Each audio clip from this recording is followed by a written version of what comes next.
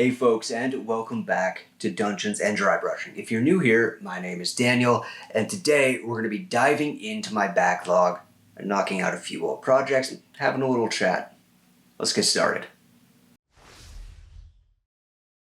First up is this little guy, a homemade gelatinous cube from a few years ago.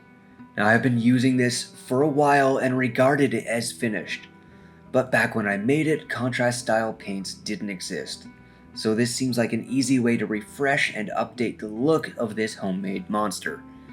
Now this little guy is just made of some translucent plastic and hot glue.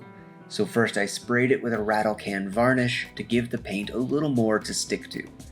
Then it's just a fast, easy coat of Troll Green Express color, or whatever your favorite bright poppy contrast style paint is, and it gets a whole new look.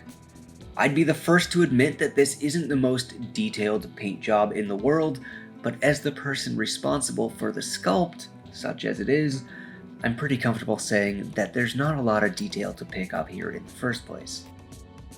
More importantly, when I put this down on the table, it looks like a gelatinous cube.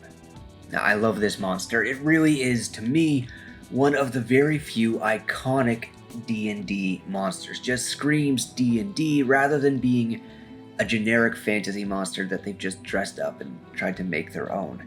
It's one of the few that makes me think directly of Faerun.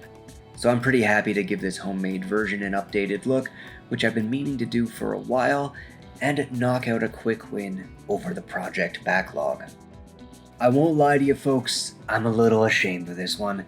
This beautiful building has been sitting out my entire Roman fantasy campaign so far because I just never got around to finishing the roof. How bad is that? An entire finished building just sitting out on the sidelines because of something tiny like that. No more. Today is the day. I have already made an entire video on how to work with these Roman MDF kits to make them look like this, so I'm not going to go into too much detail about the specific process.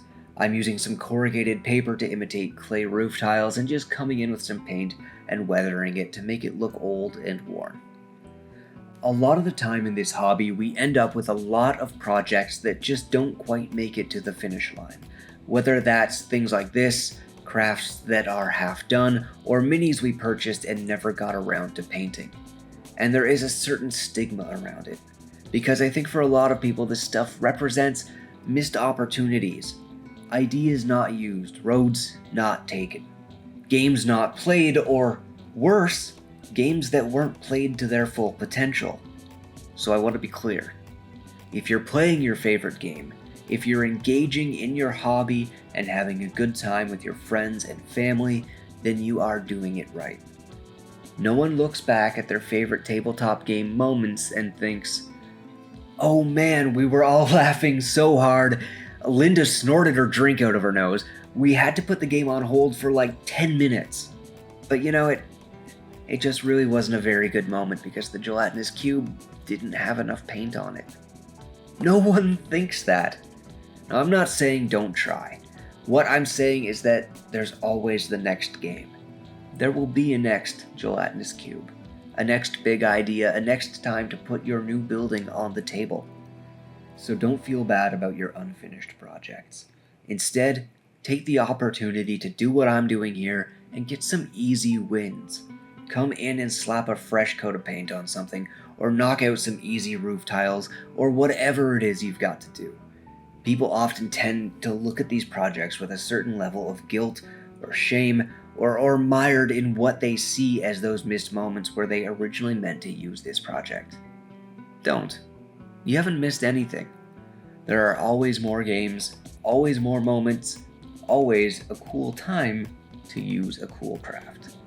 So take the 10-minute wins. It's a great way of getting something done and even defeating creative blocks and hobby burnout. And speaking of wins, I'd like to thank my Patreon supporters. Your continued help in keeping the channel moving is amazing, and I can't say enough good things about how much I appreciate all of you. If the rest of you watching this are enjoying the video, please do hit like and subscribe, or go ahead and share this with someone else who you think will enjoy it. It's an easy and free way to help the channel grow. And here is the finished result of just a very short time spent in the hobby shop.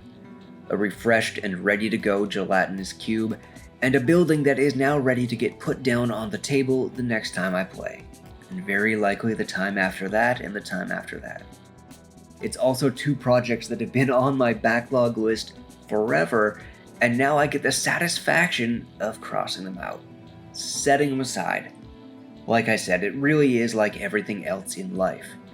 You should take the easy wins where you can get them. Thank you all for watching. There is more content on the way, and I'll see you on the next one.